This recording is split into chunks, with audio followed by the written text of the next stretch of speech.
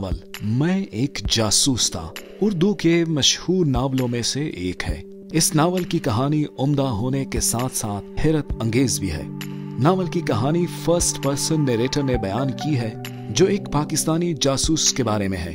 वो एक खुफिया मिशन के लिए दुला नामी गाइड के साथ हिंदुस्तान दाखिल होता है। जासूस का बुनियादी मिशन हिंदुस्तान में लुधियाना एयरपोर्ट के बारे में खुफिया मालूमात इकट्ठा करना है। ताहम कहानी में ट्विस्ट तब आता है जब जासूस को एक भारतीय लड़की से प्यार हो जाता है। ये इस नावल को दिलचस्प और किसी हद तक रोमांटिक बना देता है।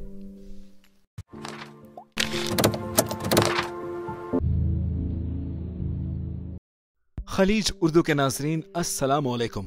नाजरीन, नावल में एक जासूस था की 18वीं किस्त के साथ आपकी खिदमत में हाजिर है। वीडियो में आगे जाने से पहले हस्बे रिवायत आपसे एक दरखास्त है कि हमारे YouTube चैनल को सब्सक्राइब करें और बेल आइकन दबाएं ताकि आपको हमारी हर वीडियो बर वक्त मिल सके। मैं लुधियाना चला आया और प्रकाश के साथ रहने लगा। उससे मैंने यही बताया था कि माता जी के हुक्म पर मैंने फिलहाल सैर सियाहत बंद कर दी है। प्रकाश ने इस बात पर भगवान का शुक्रिया अदा किया क्योंकि अरसे से उसे मेरी जरूरत लाहक थी और इसकी वजह थी मालिक मकान की वो लड़की जिससे उसका इश्क जोरों पर था। सुदर्शना को पहली नजर देखने के बाद ही इस बात का बखूबी अंदाजा हो जाता था कि वो एक गैर मामूली लड़की है और अमूमन भारतीय नौजवान ऐसी ही लड़कियों की फिक्र में रहा करते हैं।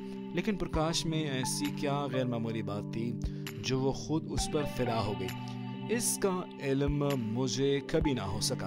पहली मर्तबा जब प्रकाश के हमरा मुझसे मिली तो मैंने उसकी आंखों में एहतराम के जज्बात मौजूद देखे और प्रकाश की ब्रेन वाशिंग का वाज़ेह सबूत था। जाहिर है उसने मेरा गायबाना तारुफ सदरशना से बड़े भरपूर अंदाज में काफ़ी तारीफ और तौसीफ के साथ करवाया था। उसे प्रकाश से मोहब्बत थी, लेकिन इस बात का भी इल्म उससे हो गया था कि ये बेल कभी मंडे नहीं चढ़ेगी क्योंकि उसके वालिद का समाजी राब्ता प्रकाश के वालिद से काफ़ी बुलंद था। वो खुशहाल कितरी गिराने की लड़की थी और लुधियाना में उसके वालिद के दर्जनों मकानात किराए पर चढ़े हुए थे। चंद दिनों की मुलाकात ने ही उसे मेरी गैर मामूली सलाहियतों का मोतरफ बना दिया और जब एक रोज़ उसने मुझे अपने घरेलू हालात बताए और अपनी तशवीश जाहिर की तो मैंने उसे यकीन दिलाया कि मेरे होते हुए दुनिया की कोई ताकत इन दोनों के मिलाप को नामुमकिन नहीं बना सकती। प्रकाश की तो बात ही और थी। सुदर्शना को भी मेरी यकीन दहाने पर एतमाद हो गया था, जिसका सबूत उसकी आंखों से झलकता था। उसका खूबसूरत चेहरा मेरी यकीन दहानी से खिल उठा और उसने खासे जज्बातीपन का मुजाहरा करते हुए भैया कहकर मेरा हाथ मजबूती से दबाया। इंसान लाख वहशी बन जाए, अपनी बहादुरी पर अपने फहम पर जितना जी चाहे गुमान करता फिरे, लेकिन अपनी फितरत के कमजोर पहलू छुपाए नहीं छुपते। कुदरत के सामने बंदा मजबूर महज है और कुछ भी नहीं। दस्ते गैब मोम की गुड़िया की तरह बड़े बड़े शाहजोरों को जिस तरह चाहे पकड़ कर घिसा दे। मैंने हिंदू माशरे में खुद को रंगने का ढोलक रचाया था, लेकिन नए नए तजर्बात मुझ पर होने लगे थे। मैं लाख पहलू बचाता मगर कब तक। फितरत से फरार मेरे लिए भी मुमकिन नहीं था। इन मराहिल पर मुझे अपनी ट्रेनिंग में सिखलाए सारे उसूल बेसूद दिखाई दिए। बस मेरा एतकाद था और अपने मिशन पर ईमान जो सहारा दिए रखता था और मेरी कदम मजबूती से उस राह पर जमे हुए थे। पूनम से दूसरे तीसरे रोज मुलाकात हो जाती थी। हमने लुधियाना की तफरीहगाहों के दर्जनों दरख्तों पर अपनी मेहरे मोहब्बत सब्त कर दी थी। दरख्तों के गीले तनों में कई दिल तराशे थे और इनमें प्रकाश और पूनम को समोया था। अपनी मोहब्बत की अमानत कितनी मर्तबा कदीम इमारत की उन बसीदा दीवारों को सौंपी थी जो पहली ही कश्तगाने मोहब्बत के नामों से अटी पड़ी थी। शायद इस तरह हम लाशऊरी तौर पर अपनी चाहत को अमर रूप दे रहे थे। बज़ाहिर पत्थरों के संगलाख सीनों में अपनी मोहब्बत महफूज करके हम मुस्तकबिल में टूटने वाली इस क़यामत से लाशऊरी तौर पर मुतमईन हो बैठे थे, जो अपने दामन में बिजलियां समेटे हमारे खरमन पर लपकने को बेताब थे।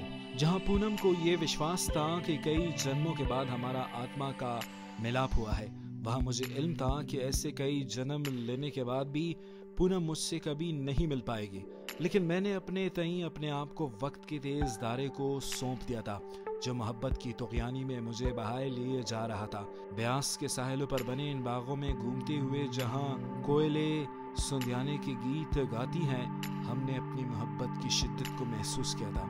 कई जज्बाती लम्हे गुजरे जब अपनी धड़कनें एक दूसरे में समोई हुई थी। वक्त, हालात और मुस्तकबिल से बेनियाज होकर हम दोनों एक दूसरे के संग संग फिजाए बेकरां की वसतों में उड़ते चले जा रहे थे। और फिर एक रोज पूनम ने प्रकाश को राखी बांध दी और सदर्शना ने मेरे हाथ में राखी की जंजीर पहनाकर मुझे भाई बहन के मुक़द्दस रिश्ते में जकड़ कर गोया मुझ पर एक और गिरिया लगा दी।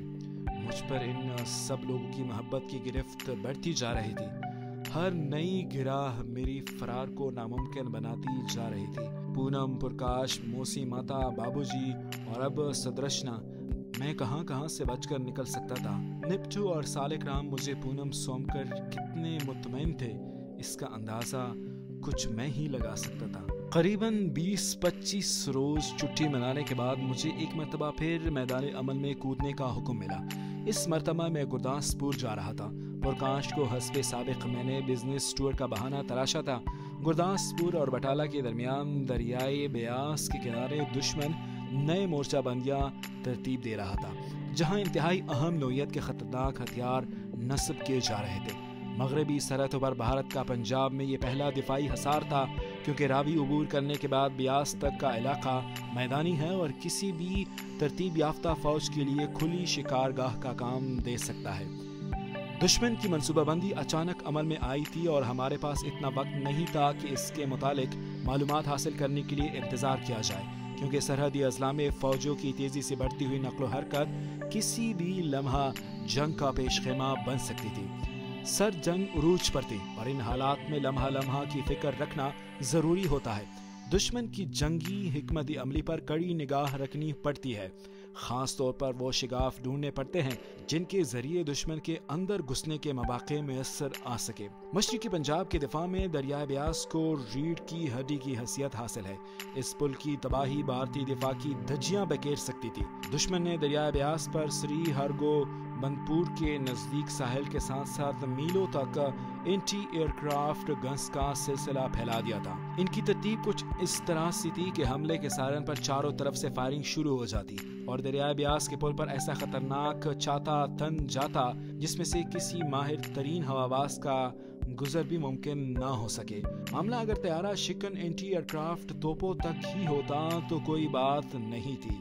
हमारे जियाले हवाबाजों के लिए भारतीय दिफा का गुरूर तोड़ना कोई मुश्किल बात नहीं थी, लेकिन भारत ने हाल ही में रूस से हासिल शुदा ऑटोमेटिक मिसाइल सिस्टम भी यहाँ कहीं छुपा रखे थे, जिसे फौरन ढूंढ निकालना बहुत जरूरी था। गुरदासपुर से मैंने 2-3 मरतबा कपूर ताने वगैरह के जरिए बस और ट्रेन सफर करके एक नज़ारा तैयारा शिकन तोपों का जायजा तो ले लिया था, लेकिन अभी तक मुझे वो मिसाइल कहीं नजर नहीं आए थे। और आखिर एक दिन करीबन शाम का वक्त था जब मैं श्री हरगोबंदपुर उतर आया। जहाँ ये छोटा सा कस्बा नुमा शहर है, वहाँ अपनी मजहबी अहमियत के पेश नज़र जो इसे सिखों के एक गुरुद्वारे की निस्बत से हासिल है, यहाँ के मशहूर गुरुद्वारे में लोगों की आमदोरफ्त लगी रहती है। इसके लिए वाहिद काबिल ज़िक्र मुकाम यहाँ की गल्ला मंडी थी, जहाँ नज़दीकी देहात के लोग अजनास की खरीदो फरोख्त के लिए आते थे।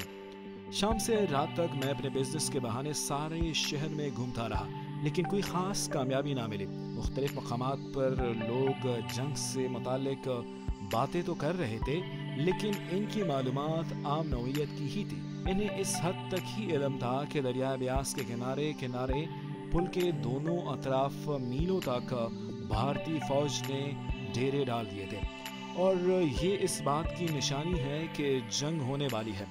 या फिर वही घिसा पेटा मौजू कि आज फलां जगह से जासूस पकड़ा गया जो खेतों में छुपा वायरलेस कर रहा था, मगर अभी तक मिसाइलों से मुताल्लिक गुफ्तगू सुनने को नहीं मिली थी। रात को मैं नाकाम और नाशाद इस गुरुद्वारे में सोने के लिए चला आया, जहां मुझे एक दुकानदार की मेहरबानी से कमरा मिल गया था। बादल ने खास्ता मुझे पाठ में शिरकत करनी पड़ी। रात को मुझे काफ़ी देर तक नींद नहीं आई। मेरे जहन पर सारी रात मिसाइल सिस्टम सवार था। बड़ी अजीब और गरीब सूरत हाल पेश आ गई थी। ابھی تک مجھے اس کا کوئی سر پیر نہیں ملا تھا جسے میں اپنے مہم کا نقطۂ آغاز قرار دیتا۔ آدھی رات تک میں بستر پر کروٹیں بدلتا رہا۔ اچانک امید کی ایک کرن چمکی۔ میں نے سوچا کیوں نہ دریائے بیاس کے کنارے کشتی رانی سے لطف اندوز ہوا جائے، قسمت آزمائی کرنے میں آخر حرج ہی کیا ہے۔ میں مطمئن ہو کر سو گیا۔ صبح گردوارے سے ہی کڑا پرشاد کھا کے میں سیدھا مقامی مارکیٹ پہنچا۔ یہاں ایک دکاندار کچھ زیادہ ہی مہمان نواز قسم کا مل گیا تھا۔ سستری اکال، میں نے دونوں باپ بیٹے کو دیکھتے ہی دانت نکال کر پرنام کیا۔ جواب میں انہوں نے بھی فتح بلائی، میرا حال دریافت کیا اور رات کے قیام کے متعلق اپنی تشفی کی۔ مہاراج جی، یہاں میرا کام تو ختم ہو گیا ہے، لیکن آپ کے سلوک نے مجھے اتنا متاثر کیا ہے کہ آپ سے ملنے چلا آیا، ورنہ میں تو واپس لدھیانہ ہی جا رہا تھا۔ میں نے ان میں ہوا بھرنی شروع کی۔ دھنیہ واد۔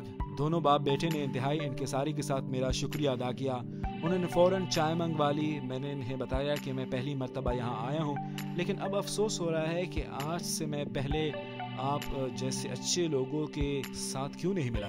میری تعریف پر وہ دونوں پھولے نہیں سما رہے تھے۔ باتوں ہی باتوں میں نے دریا میں کشتی رانی کرنے کی خواہش ظاہر کی اور انہیں بتایا کہ یہ میرا بہترین مشغلہ ہے۔ فوراً بیٹا، جس کا نام گجیندر سنگھ تھا، تیار ہو گیا۔ لیکن سنا ہے مہاراج جی آج کل اس طرف فوج نہیں جانے دیتی۔ میں نے اپنی تشویش ظاہر کی۔ آج ہی سینا کی۔ گجیندر سنگھ نے مکمل سکھ بننے کا مظاہرہ کرتے ہوئے فوج کو موٹی سی گالی سے نوازا۔ بڑی اچھا تھی مہاراج، آپ نے پوری کر دی، میں نے انکساری سے جھکتے ہوئے کہا۔ لالا جی، آپ تو بڑے بزدل لوگ ہیں، خواہ ڈر جاتے ہیں سینا سے۔ اس نے میرے ہندو ہونے پر چوٹ کی۔ تھوڑی دیر کے بعد ہی ہم لوگ ایک بس کے ذریعے بیاس کے کنارے پہنچ گئے۔ یہاں تفریحی مقام ہونے کی وجہ سے کالجوں کی کشتیاں بندی تھی، اس کے علاوہ پرائیویٹ کشتیاں بھی موجود تھیں۔ ایک کشتی ہم نے کرائے پر حاصل کی اور ایک بوڑھے سے ملاح کو بھی اپنے ساتھ ہی بٹھا لیا۔ میں نے جان بوجھ کر جنگ کے موضوع پر گفتگو شروع کر دی۔ 2-3 منٹ تک بوڑھا ملاح ہماری گفتگو سنتا رہا۔ میں بھارتی سینا کی حمایت کر رہا تھا اور گجیندر سنگھ اس کی مخالفت کر رہا تھا، جو اپنی مخصوص سکھوں والی زبان سے ہر فقرے کا اختتام کسی گالی سے کیا کرتا تھا۔ اس کی باتوں سے تیش کھا کر بوڑھا ملاح بھی ہماری گفتگو میں شامل ہو گیا۔ گجیندر سنگھ نے پاکستانی فضائیہ کے ہاتھوں 65 میں اپنی فوج کی درگت بنتی دیکھی تھی۔ وہ طنزیہ انداز میں اس کا تذکرہ کر رہا تھا۔ جب ملاح نے داخل ہوتے ہوئے کہا، سردار جی وہ اور وقت تھا، اس مرتبہ معاملہ مختلف ہے۔ کیا ہے مہاشی جی؟ گجیندر سنگھ نے اسے چڑھایا۔ جواب میں اس نے ہتھیاروں کی تفصیل بتانی شروع کر دی، جس سے لیس بھارتی فوج کو اس نے بیاس کے کنارے ڈپلائے ہوتے ہوئے دیکھا تھا۔ ہتھیاروں کی ساخت وہ ہاتھوں کی مدد سے سمجھا رہا تھا۔ میرے کان کڑے ہو گئے۔ پھر جب اس نے بڑے بڑے ٹریلروں پر لدے مختلف ساز و سامان کے متعلق بتانا شروع کیا اور یہ بھی اطلاع دی کہ وہ سامان اس نے دوسرے کنارے پر واقع ایک گاؤں کے نزدیک اترتے دیکھا ہے، تو میں نے 2-3 فکروں سے ہی ایسی فضا پیدا کر دی کہ گجیندر سنگھ اس پر باقاعدہ جرح کرنے لگا۔ جواب میں ملاح نے بتایا کہ اس گاؤں میں اس کی لڑکی فلاں کے گھر بھی آئی ہے، سرپنچ بھی اس کا واقف کار ہے۔ قدرت خود بخود میرے لیے راہ ہموار کر رہی تھی۔ قریباً 15 منٹ تک گجیندر سنگھ کی بحث کے بعد جب میں نے اندازہ لگا لیا کہ اب گجیندر سنگھ سکھ پن کا مظاہرہ کرنے لگا ہے، تو میں نے ملاح کو کنارے پر اتار دیا اور خود کشتی چلانے لگا۔ اب ہم نے موضوع بدل دیا تھا۔ مزید بحث گجیندر سنگھ کے ساتھ خطرناک صورتحال اختیار کر سکتی تھی۔ وہ بہرحال سکھ تھا، کسی بھی لمحے اس کا دماغ خراب ہو سکتا تھا۔ 1.5-2 گھنٹے کشتی چلانے کے بعد ہم واپس کنارے چلے آئے۔ گجیندر سنگھ کو میں نے یہاں سے رخصت کر دیا کیونکہ ہم نے 2 مختلف سمتوں میں سفر کرنا تھا۔ جیسے ہی وہ دفع ہوا میں فوراً اسی ملاح کی طرف پلٹا۔ ملاح ابھی دریا کے کنارے کھڑا تھا۔ क्षमा کرنا چاچا جی، میں نے گجیندر سنگھ کے رویے پر معافی مانگتے ہوئے اس کے سامنے سکھوں کی روایتی کمکلی کا رونا رویا۔ ملاح میرے اس حیران کن رویے سے بہت متاثر نظر آ رہا تھا۔ میں نے اسے زبردستی بطور ٹپ 10 روپے دے دیے اور ساتھ میں ایک کہانی بھی سنا دی۔ میں نے اسے بتایا کہ میرا ایک بھائی گھر سے اپنے ایک دوست کے ساتھ 5000 روپے لے کر بھاگ آیا ہے۔ ہم لوگ دہلی کے رہنے والے ہیں۔ اس کا دوست جس نے اسے ورغلایا تھا پنجابی ہے۔ مجھے اطلاع ہے کہ یہاں گرد و نواح کے دیہاتوں میں ہی کہیں ان دنوں یعنی میرا بھائی اور اس کا ورغلا کر بھگانے والا اس کا دوست موجود ہے۔ ظاہر ہے جب تک پیسے موجود ہیں وہ گلچرے اڑائیں گے، اس کے بعد جو میرے بھائی کا حشر ہوگا وہ کوئی ڈکی چھپی بات نہیں۔ اگر نزدیکی دیہات میں مجھے کچھ واقف کار مل جائیں اور میری مدد ہو جائے تو میں انہیں ڈھونڈ نکالوں گا۔ ساتھ ہی میں نے یہ درخواست کر دی کہ اس معاملے کو وہ لوگ اپنے حد تک رکھیں۔ یہ تو کوئی بات نہیں مہاراج جی، آپ جو چاہیں اس علاقے میں کریں۔ یہ کشتی رانی کا دھندا تو میرا شغل ہے، میں زمیندار ہوں، نزدیکی گاؤں میں میری زمین بھی ہے۔ اس نے اپنی عمارت مجھ پر جتاتے ہوئے کہا۔ میں نے اس پر خوب مکھن لگایا اور اس سے کہا کہ مجھے تو دیکھتی ہی وشواس ہو چلا تھا کہ میں اس کی مدد سے ضرور اپنے بھائی کو ڈھونڈ نکالوں گا۔ اس کے ساتھ ہی میں نے اس سے دہلی آنے کی دعوت بھی دے دی اور اس وقت تک بضد رہا جب تک اس نے ہاں نہ کہلوائی۔ بوڑھا ملاح مجھ پر توقع سے زیادہ ہی مہربان ثابت ہوا۔ اس کی ایک کشتی پر بیٹھ کر ہم دوسرے کنارے کی طرف چل دیے۔ جہاں ہم لنگر انداز ہوئے وہاں ان حالات میں کسی کو دم مارنے کی مجال نہیں تھی، لیکن فوجی شاید اسے جانتے تھے، اس لیے انہوں نے اس سے رعایت برتی۔ کون ہے چاچا تمہارے ساتھ؟ ایک سکھ حوالدار نے اونچی آواز دے کر اس سے دور ہی سے پوچھ لیا۔ پرونا ہے اپنا سردار جی، ملاح نے مختصر سا جواب دیا۔ میری توقع سے بڑھ کر تیاریاں یہاں دیکھنے کو ملی تھی۔ طیارہ شکن توپیں پہلے سے تیار شدہ کنکریٹ کے زیر زمین محفوظ بنکروں میں چھپی ہوئی تھی، صرف ان کی گردنیں باہر جھانکی دکھائی دے رہی تھی۔ ہم دونوں ان کے بیچوں بیچ چلتے نزدیکی گاؤں کی طرف جا رہے تھے۔ میں کن آنکھیوں سے صورتحال کا بھرپور جائزہ لے رہا تھا۔ راستے سے ملنے والی اکثر فوجی ملاح کے واقف تھے۔ جب وہ انہیں پرنام کرتا تو میں بھی فوراً جے ہند کہہ کر ہاتھ اٹھا دیتا۔ قریباً 1.5-2 فرلانگ چلنے کے بعد ایک جگہ کھیتوں کے کنارے کچھ لڑکے لڑکیاں کام کرتے دکھائی دیے۔ ملاح نے ان میں سے ایک کو چونی لال کے نام سے پکارا اور ایک نوجوان اس کی آواز پہچان کر آتا دکھائی دیا۔ قریب پہنچ کر اس نے جھکتے ہوئے بوڑھے کے ہاتھ پاؤں چھو کر پرنام کیا اور حیرانگی سے مجھے دیکھا، کیونکہ میں نے بغیر جان پہچان کے بڑی گرمجوشی سے اسے گلے لگایا تھا۔ پرونا یہ اپنا بیٹھا، دلی سے آیا ہے، چاچا جی بولے۔ پرکاش نام ہے میرا۔ میں نے اپنا تعارف بظاہر مکمل کروایا۔ ہم تینوں کھیتوں کے ایک کونے پر لگے راٹ سے جا پہنچے جہاں بہت سی لڑکیاں کپڑے دھو رہی تھی۔ سب نے حیرانگی سے میری طرف دیکھا۔ ملاح کو دیکھتی ہی میں نے چاچا نمستے، چاچا رام رام کہنا شروع کر دیا تھا۔ بوڑھا ملاح سب کے سلام کے جواب میں باری باری ان کے سروں پر شفقت سے ہاتھ پھیرتا رہا۔ یہاں بھی اس نے میرا تعارف بطور پرونا ہی کروا دیا تھا۔ سب لڑکیوں نے ہاتھ جوڑ جوڑ کر مجھے بھی باری باری نمستے کیا۔ میرے قیمتی لباس اور پرکشش شخصیت کو ان میں سے اکثر نے للچائی ہوئی نظروں سے دیکھا تھا، لیکن یہ کوئی نئی یا چونکا دینے والی بات نہیں تھی۔ اب میں بھارتی مہلاؤں کی رگ رگ سے واقف ہو چکا تھا۔ راٹ پر بنے ایک کمرے میں بیٹھ کر چاچا نے پہلے تو مجھے چائے پلائی، پھر کملا نامی ایک لڑکی کو میرے لیے جل بوجن کا حکم دیا، جس نے ایک ادائے دلبرانہ سے میری سمت دیکھتے ہوئے تعمیل میں گردن ہلائی اور اپنے بے قابو جوانی سنبھالتی مستانی چال سے قیامت ڈھاتی تیز تیز قدموں سے گاؤں کی طرف چل دی۔ چاچا نے چونی کو، جس کا داماد تھا، میری کہانی صرف اتنے سے اضافے کے ساتھ سنا دی کہ میں اس کے ایک دوست کا بیٹا ہوں۔ شاید اس نے اپنی بات میں وزن پیدا کرنے کے لیے یہ افسانہ کیا تھا۔ بہرحال مجھے اس سے خوشی ہوئی۔ سارے بھارت میں نے ابھی تک ایسا فرمانبردار داماد نہیں دیکھا تھا جیسے چاچا ملاح کو نصیب ہوا تھا۔ اس کی وجہ میری سمجھ میں نہیں آئی تھی۔ بظاہر تو اس میں کوئی جسمانی نقص نظر نہیں آ رہا تھا، نئے نقش بھی ٹھیک ہی تھے۔ پھر جلد ہی مجھے سمجھ آ گئی کہ اس کی دھرم پتنی کوشیالہ سر پر لسی کا مٹکا اور ہاتھوں میں روٹیاں پکڑے وہاں آئی تھی۔ الہڑ مٹیاروں کی طرح اس کے انگ انگ سے نشہ پھوٹتا تھا۔ اسے دیکھ کر کوئی بھی اس سے شادی شدہ ماننے کے لیے تیار نہیں تھا۔ اتنی خوبصورت بیٹی پیدا کرنے پر یقیناً ہندو ملاح کو فخر کرنا چاہیے تھا، اور ایسی بیوی کے دام الفت میں پھنسنے والا اس کا داس کیسے نہ بنتا۔ اس نے مسکراتے ہوئے میرا خیر مقدم کیا اور کپڑے سمیٹتے باہر چلی گئی جو اس نے صبح سے دھوپ میں سکھانے کے لیے پھیلا رکھے تھے۔ اس کی مزید توجہ حاصل کرنے کے لیے میں نے بھی وہی کھانا کھانے کی خواہش کی جو کوشالیا چونی لال کے لیے لے کر آئی تھی، لیکن چاچا نے مجھے شدت سے منع کر دیا۔ وہ کوئی پرانے دور کا آدمی دکھائی دیتا تھا، روایات کی جس کے نزدیک بڑی اہمیت تھی۔ چاچا تھوڑی دیر کے بعد معذرت کر کے چلا گیا کیونکہ کشتیاں اکیلی تھی۔ चवन्नी लाल को उसके जाने के बाद मैंने बका दिया, वीर जी आप काम कीजिए, मेरी वजह से मैंने फिक्रा अधूरा छोड़ दिया। यार कुछ अच्छा नहीं लगता। उसने हिचकिचाहट जाहिर की। मैंने बेतकल्लुफी का मुजाहरा करते हुए उसे बाजू से पकड़कर उठा दिया। किसान के लिए वक्त की बड़ी अहमियत है। हम तो शहरी लोग हैं, चाय का कप पीने होटल चले जाएं तो आधा दिन गुजार देते हैं, मैंने हंसते हुए कहा। जवाब में वो हंस दिया और मेरा धन्यवाद करता हुआ रोटियां और लस्सी उठाकर दोबारा खेतों को चल दिया, जहां उसके साथी उसके मुंतजिर थे। अब तन्हाई मैसर थी, लेकिन सोचने के मौके हासिल नहीं थे, क्योंकि गांव भर की मुठियारियों ने मेरा घेराव कर रखा था। उनकी जुगतबाजी, जो यहाँ के पंजाबी देहातों की रिवायात बनती जा रही है, ने मुझे बौखला कर रख दिया था।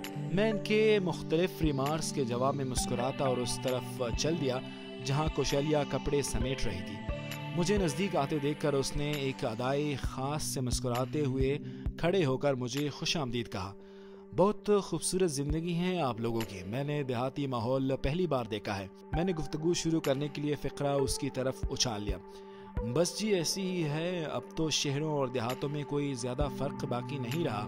उसने ज़मीन पर झुकते हुए कपड़ा उठाकर उसे झटका दिया, जिसने उसके जिस्मानी जावियों को बड़े खूबसूरत अंदाज से उबार दिया। कौशल्या में भला की जिनसी कशिश थी, मैंने वहां से हट जाना ही मुनासिब समझा। क्या करते हैं आप? उसने अपने काम में मसरूफ रहते हुए मुझसे पूछा। बिजनेस, कारोबार, मैंने मुख्तसर सा जवाब दिया। इसी असना में कमला उस तरफ आते दिखाई दी। अच्छा आप चलकर जल भोजन कीजिए, किसी शय की जरूरत हो तो कमला मौजूद है, उसे कह दीजिए, उसने मुझसे कहा। शुक्रिया, मैंने मुड़ते हुए कहा। आइए महाराज जी भोजन कीजिए। कौशल्या ने, जो मेरे करीब ही आ गई थी, बड़े नाजो अदाज से मुस्कुराते हुए कहा। चलिए, मैंने मुख्तसर सा जवाब दिया। वो मेरे आगे आगे चल ली। क्या क़यामत की चाल थी जालिम की, हर कदम एक नया अंदाज लिए हुए था। नब्बे तुले कदमों से वो मेरी रहनुमाई करती मुझे उस कमरे में ले आई जो शायद इन लोगों का मेहमान खाना था। मैं चुपचाप चारपाई पर बैठ गया। उसने मेरे सामने थाली लगा दी और खुद बड़े मस्ताना अंदाज में झुकी हुई एक कोने में रखे हुए मोड़े पर बैठ गई। मैं खाने से ज्यादा चोर निगाहों से उसके भरपूर शबाब का जायजा ले रहा था। जब कभी अचानक हमारी निगाह आपस में टकराती तो शर्म से मैं पानी पानी होने लगता था, लेकिन वो डीठ अपनी बरकरार मुस्कुराहट के साथ मुझे घूरती रही। दिल्ली के लोग गूंगे होते हैं क्या? करीबन 3 मिनट तक मुसलसल मेरे खामोश रहने पर उसने एक अदाए मस्ताना से मेरे सामने खड़े होकर खोलों पर दोनों हाथ रखती हुई पूछा। जवाब में मैं सिर्फ मुस्कुरा कर रह गया। बहरे भी होते हैं? वो दोबारा तंग आकर बोली। ऐसी तो कोई बात नहीं, असल में डरना भी तो पड़ता है आपसे। मेरे लिए आपसे गुफ्तगू के बगैर कोई चारा नहीं था। हम आपको खा नहीं जाएंगे, उसने मेरे सामने से बर्तन समेटते हुए कहा। हाथ धोने के लिए हम दोनों इकट्ठे ही बाहर निकले। राज पर बैठी मुठियारों की खसूसी मुस्कुराहट हम दोनों से मुतालिक किसी और ही बात की चुगली खा रही थी। कमला से काम चल सकता था, लेकिन इतना वक्त मेरे पास नहीं था कि उससे अपनी तूफानी इश्क का इजहार कर सकूं, और दूसरी बात ये भी थी कि मुझे इतना मौका ही कहाँ देती थी। हर भारतीय लड़की पूनम नहीं थी। यहाँ मोहब्बत का नुक्ता आगाज जिस्मानी मरासिम थे, जो मेरे नज़दीक इंतहाई मकरूह और घिनौना फेर था। अपने अजीम मकसद के सामने मुझे ऐसी हरकतें बड़ी नीच और गठियाँ दिखाई देती थी। कुदरती हुस्न से लुत्फ अंदोज होने और देहाती जिंदगी का नज़ारा करने के बहाने मैंने इर्द गिर्द के खेतों में भी चक्कर लगा दिए थे, लेकिन बात बनती नजर नहीं आती थी। शाम को मुझे कौशल्या ने कमला के साथ गांव जाने को कहा। ये कटाई का मौसम था और इन्हें फसलों का हिसाब चुकाना था। चवन्नी लाल और उसकी वापसी में कुछ देर थी। बाकी लड़कियां भी काम खत्म करके वापस जा चुकी थी। हम दोनों खेतों के वसी सिलसिले में चलते गाँव के समत रवाना हो गए।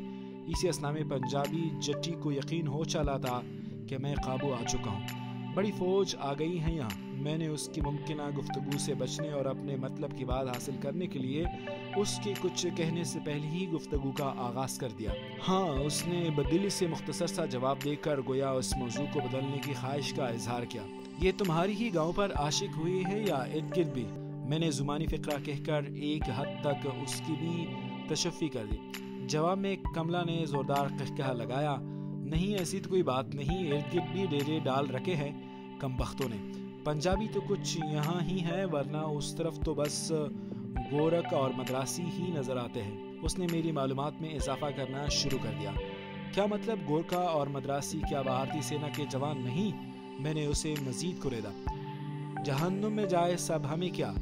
بڑے بڑے ٹرکوں نے کھیتوں کا بیڑا غرق کر دیا ہے۔ وہ ناراض لہجے میں گویا ہوئی۔ بھائی یہ تو ضروری ہے، پھر اتنے ٹرک کہاں ہوتے ہیں؟ گاؤں کی سڑک سے بھی وہ گزر سکتے ہیں، عام سے ٹرک ہوں گے۔ میں نے اسے اس موضوع پر مزید بولنے کی دعوت دی۔ عام سے؟ اتنے بڑے بڑے ٹرک تو نہ دیکھے نہ سنے، عام ٹرکوں سے 3 گنا تو وہ لمبے تھے، پھر ان کے بے شمار ٹائر۔ ٹرکوں پر کمبختوں نے نہ جانے کیا کیا لاد رکھا تھا۔ منہ دریا کے کنارے تو مرے نہیں، گاؤں کی زمین پر قبضہ جما لیا۔ ہائے رام، بیچارے بشن سنگھ کی تو سونے جیسی زمین کا بیڑا غرق کر دیا۔ کیسی شاندار فصل ہوئی تھی اس کی، بتیری منتیں کی اس نے کہ مجھے فصل کاٹ لینے دو، پر کون مانتا ہے جی غریبوں کی بات۔ اور کالی کا غضب پڑے راکشسوں پر، کمبخت نزدیک تو کسی کو پٹکنے نہیں دیتے۔ اس نے خاص دیہاتی لہجے میں انہیں لتاڑتے ہوئے کہا، کمال ہے سینا کی کیا ہوئی، یہ تو لٹیرے ہو گئے۔ میں نے دل ہی دل میں اتنی باتوں کا علم ہونے پر خدا کا شکر گزار ہوتے ہوئے کملا سے کہا، بس جی کیا بتاؤں، گاؤں والیاں بھی تو رام رام ہی ہے۔ وہ اب مجھے اپنے موضوع کی طرف لا رہی تھی۔ یہ نئی بپتا آن پڑی تھی۔ مجھے اپنے کام سے زیادہ مشکل کملا سے جان چھڑانا نظر آ رہا تھا۔ گھر پہنچ کر اس نے میرا تعارف وہاں موجود ایک قریبی اندھی اور خاصی ادیڑ عمر عورت سے کروایا۔ یہ اس کی ماں تھی جس کی آنکھوں میں دور جھونک کر وہ میرے ساتھ رنگ رلیاں منانے جا رہی تھی۔ مجھے اس بدنصیب بڑھیا پر بڑا ترس آیا۔ شام کے بعد کوشلیہ بھی آ گئی۔ چونی لال نے معذرت کر دی تھی کیونکہ آج اس کی پانی کی باری تھی۔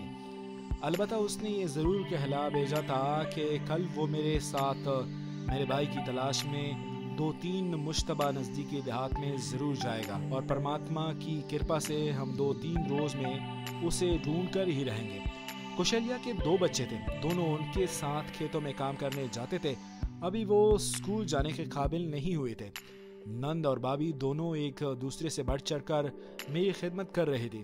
کملا سے اگر میں نے تعلقات بدستور استوار کر لیے تھے تو کوشلیہ نے میری دلچسپی اپنی ذات سے متعلق محسوس کر لی تھی، اور وہ اپنی گرفتار محبت سے بطور ہمدردی کم از کم اس کی خدمت تو جی بھر کے کر سکتی تھی۔ میں نے بھی دوپہر سے اب تک 2-3 مرتبہ اس سے دیر سے ملاقات ہونے پر اپنی قسمت کو کوسا تھا، جس کے جواب میں وہ مسکرا کر رہ جاتی، اور مجھے دینے کے لیے اس کے پاس تھا ہی کیا۔ کملا البتہ قابل داد تھی۔ اس نے اپنی بابی کو کسی حرکت پر شک کرنے کا موقع نہیں دیا۔ میری طرف سے وہ پہلے ہی مطمئن تھی، کیونکہ جس انداز میں مجھے اس سے عشق ہوا تھا، اس کے بعد کسی اور لڑکی پر میرا دل آ جانے کی گنجائش ہی باقی نہیں رہ جاتی تھی۔ دوستو آج کے لیے بس اتنا ہی۔ اگلی قسط کے ساتھ دوبارہ آپ کی خدمت میں حاضر ہوں گے۔ جاتے جاتے آپ سے یہی کہیں گے کہ اگر ابھی تک آپ نے ہمارے چینل کو سبسکرائب نہیں کیا تو آپ ہمارے چینل کو سبسکرائب کر کے بیل آئیکن دبائیں، اور خلیج اردو کی خبریں اور تجزیے دیکھنے کے لیے ہماری ویب سائٹ وزٹ کیجیے۔ آپ سے دوبارہ ملاقات ہوگی، ہمیں اجازت دیجیے، خدا حافظ۔